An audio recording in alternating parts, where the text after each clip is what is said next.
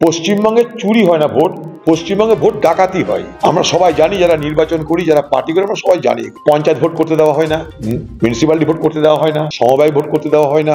বাংলায় যে voter list তৈরি হয় সেখানে মৃত ব্যক্তির কোনো অভাব থাকে না, ফলস ভোটিং এর কোনো অভাব থাকে না, প্রক্সি ভোটিং এর কোনো অভাব থাকে না। আপনি আমেরিকায় আপনার ভোট এখানে হয়ে যাবে, সে ব্যবস্থা তৃণমূলের আছে। তাহলে ভোটের কারচুপির অনেক পদ্ধতি আছে, প্রক্সি ভোট আছে, মৃত ভোটকে আপনি আপনার মতো করে ব্যবহার করতে হবে।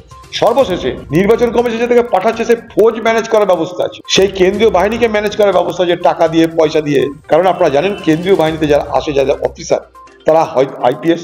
পশ্চিমবঙ্গে যারা সরকারের হয়ে যারা প্রশাসন চালায় তারাও আইপিএস। সেই আইপিএস এর আন্ডারস্ট্যান্ডিং তৈরি করা হয় অনেক কিছুর বিনিময়ে। পশ্চিমবঙ্গে এসআইআর যে প্রক্রিয়া, এই প্রক্রিয়া জটিলতায় ভরা। আমাদের শুধু একটাই দাবি, বিজেপি চাইছে হয়তো বৈধ ভোটারকে অবৈধ করতে, তৃণমূল চাইছে অবৈধকে বৈধ করতে, যেন কেউ সফল না হয়। পশ্চিমবঙ্গে কেউ যেন অধিকার থাকা সত্ত্বেও ভোটের অধিকার থেকে বঞ্চিত না হয়।